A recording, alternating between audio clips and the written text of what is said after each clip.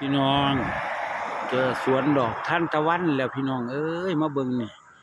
มีสองสายพันธุ์อยู่นี่ครับนี่เบิ่งนี่ผู้เจ้าเบิ่งดูนี่กำลังงามเลยครับกำลังงามเลยเบิ่งพี่น้องเบิ่งอันนี้สีเหลืองเด้อบาดตัวนี้อีกพันธุ์หนึ่งพันธุ์นี่สีเข้มๆนะครับเบิ่งนี่มันบ่แห้งเด้ครับนี่เป็นแต่ว่ามันบ่แห้งแต่ว่ามันเป็นอีกสีหนึ่งไหมพี่น้องเบิ่งดีๆเด้อนี่กำลังเป็นดอกจูมก็มีนี่ผู้เจ้าเบิ่งดูนี่ผู้เจ้าว่านี่งามบ่นี่ผู้เจ้าว่าเนี่ย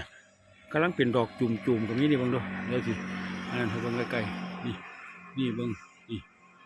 ก็ของพ่อบานแต่ว่ามันเป็นคนละสีต้นตัวนี้ออกค่ำๆไหมเพราะแม่นบ้านเฮาก็เป็นข้าวกำไหม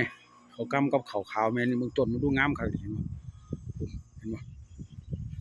นี่เบิ่งโอ้งามคักนี่เบิ่งดอกใหญ่คือกันแต่ว่าต้นก็งามนะบ่ต้นใหญ่คือกันนะบ่อันนี้ท่วมหัวพ่อใหญ่เลยนี่มึง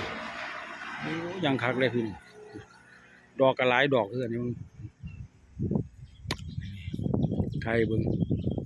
นี่อันนี้ของอยู่ทางเขาเทศบาลอำเภอพนมไพรนี่พี่น้องงามบ่งามคักพี่น้องเอ้ยสิอาจสิบ่แกล้งซั่นเลยนี่เบิ่งโอ้เบิ่งพี่น้องดอกไม้เห็นดอกไม้งามๆพ่อใหญ่ก็เลยถ่ายเบิ่งอันนี้มันเป็นสีหนึ่งสีหนึ่งนี่มันมาอีกรอบนึงให้เบิ่งสีเหลืองงามๆเลยพี่น้องไอ้เบิ่ง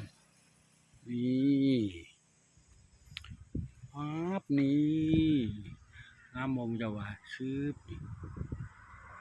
โอเคครับผม